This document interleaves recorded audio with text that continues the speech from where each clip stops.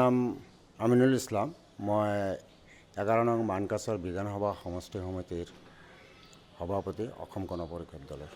কথাটো হৈছে যে AUDF বিধায়ক আমিনুল ইছলাম বৰ্তমান AUDF যে তেওঁ নিলম্বন কৰিছে, সেইগৰাকী বিধায়কে AGPত যোগদানৰ প্ৰস্তুতি চলাইছে আৰু তেওঁ নিৰ্বাচনত প্ৰতিদ্বন্দ্বিতা সমষ্টি সমিতিৰ সভাপতি হিচাপে আপুনি কি ক'ব? তেওঁ এই যোৱা 5 বছৰে মানকাছৰ সমষ্টিত ইহঁতৰ মহাজোঁটৰ প্ৰাৰ্থী আছিল। AUDFৰ পৰা জিকি পেলাই যোৱা 5 বছৰে বিৰোধী দলৰ এজন বিধায়ক হিচাপে আমাৰ সমষ্টিৰ কোনো ধৰণৰ উন্নয়ন কৰা নাই, কোনো ধৰণৰ ৰাস্তা ঘাট কৰা নাই, কোনো কাম কাজত কোনো গুৰুত্ব দিয়া নাই, ৰাইজৰ লগত কোনো সম্পৰ্ক নাছিল। তেওঁৰ লগত ৰাইজ নাই, ৰাইজ নথকাৰ কাৰণেহে তেওঁ UDFৰ পৰা ৰিজাইন কৰিবলগীয়া হ'ল বা তেওঁক নিলম্বিত কৰিবলগীয়া হ'ল দল বিৰোধী কাৰ্যকলাপ। আৰু যোৱা 5টা বছৰে যিজন মানুহে AGP আৰু আমাৰ মিত্ৰজোঁট চৰকাৰক সমালোচনা কৰি আহিল, প্ৰত্যেকটো কামৰ ক্ষেত্ৰত প্ৰত্যেকটো কথাৰ ক্ষেত্ৰত তেওঁ সমালোচনা কৰি আহিল, আজি আকৌ তেওঁ কিয় AGPত যোগদান কৰিবলগীয়া হ'ল? কাৰণ যোৱা 5টা বছৰত আমি 2021ত যেতিয়া আমি হাৰাৰ পিছৰে পৰা আমি AGP সংগঠন শক্তিশালী কৰাৰ কাৰণে যৎপৰোনাস্তি চেষ্টা কৰি আমাৰ নেতা জাভেদ ইছলাম ডাঙৰীয়াই আজি AGPত আমাৰ মানকাছৰ সমষ্টিক 2006ৰ যিটো নিৰ্বাচন, সেই নিৰ্বাচনত আমি সম্পূৰ্ণ সবল আৰু আমি জিকিম খাটাং, তেওঁ এইটো জানিব পাৰিছে। এতিয়া তেওঁৰ কথা হ'ল তেওঁ যিকোনো প্ৰকাৰে এখন ছবি লাগে, ছবি নোহোৱাকৈ তেওঁ নিজস্বতা নাই। আৰু যিজন মানুহ কেইদিনমান আগতে কংগ্ৰেছৰ লগত যোগাযোগ কৰি দম্ভালি মাৰি সমষ্টিত কৈছিল মই কংগ্ৰেছৰ টিকেট লৈ যাম, যেতিয়া কংগ্ৰেছে তেওঁক পাত্তা নিদিলে, তাৰ পৰা আহি পেলাই AGPত যোগদান কৰিব বুলি এটা ভুৱা অপপ্ৰচাৰ চলাইছে। আৰু লগতে আমি আশাবাদী, আমি আমাৰ কেন্দ্ৰীয় সমিতিৰ সভাপতি শ্ৰীযুত অতুল বৰা ডাঙৰীয়াদেৱ আৰু কাৰ্যকৰী সভাপতি শ্ৰীযুত কেশৱ মহন্ত ডাঙৰীয়া ছাৰে আমাক সকলো সময়তে সহায় সহযোগিতা কৰিছে আৰু সংগঠনখন আগবাঢ়ি লৈ যোৱাত জাভেদ ইছলামক অনুপ্ৰেৰণা দিছিল। এতিয়া তেওঁলোকে কোনো দিনে কোনো সময়ত আমি টিকেট নাপাম বুলি কোনো ধৰণৰ কথা কোৱা নাই। আমাক সকলো সময়তে কৈছে টিকেট জাভেদ ইছলামে পাব আৰু আমিও খাটাং। আমিনুল ইছলামে যদি যোগদান কৰে দলৰ কৰ্মী হিচাপে, দলৰ দায়িত্ববাহী আপুনি সভাপতি হিচাপে, তেওঁক আদৰণি জনাবনে নাজানে মানকাছৰত?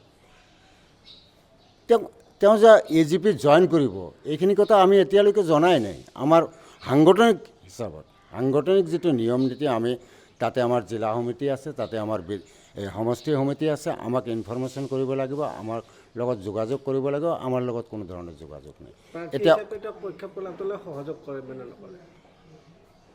প্ৰাৰ্থীত্ব তাক দিয়াই নাই, তাৰ কোনো নামেই নাই, আমি সহযোগ কৰিবলগীয়া কথা নাই। যিহেতু আমাৰ নেতা আছে, জাভেদ ইছলাম ডাঙৰীয়া আছে, তেখেতক প্ৰাৰ্থীত্ব দিব বুলি আমি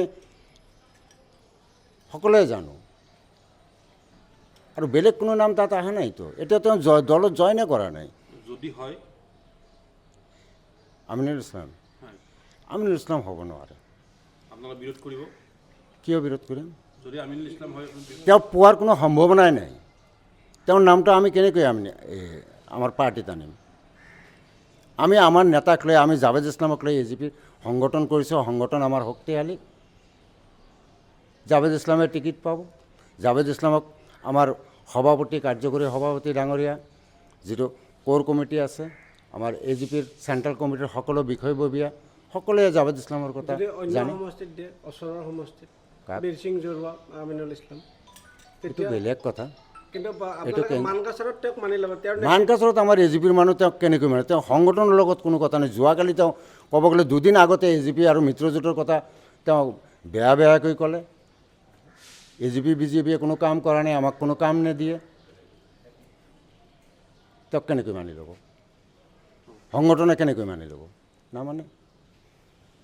আৰু আমি আশাবাদী, আপোনালোকৰ জৰিয়তে আমি এটা কথাই জনাব পাৰোঁ যে যোৱা 5টা বছৰে জাভেদ ইছলাম ডাঙৰীয়া AGP দলক শক্তিশালী কৰাৰ ক্ষেত্ৰত যিখিনি কষ্ট কৰিলে, তাৰ ফল আমি অহা নিৰ্বাচনত এপ্ৰিল মাহৰ যিটো নিৰ্বাচন আছে এই নিৰ্বাচনত আমি নিশ্চয় পাম।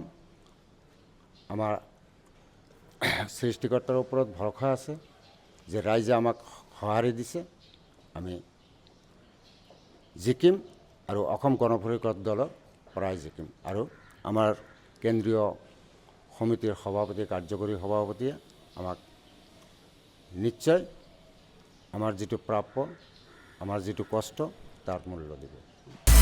আপুনি বিচৰা বাতৰি পাব কেৱল নিউজ 18 এপত। নিউজ 18 এপ ডাউনলোড কৰিবলৈ স্কেন কৰক এই QR কোড। গুগল প্লে ষ্টৰতো পাব এই নিউজ 18 এপ।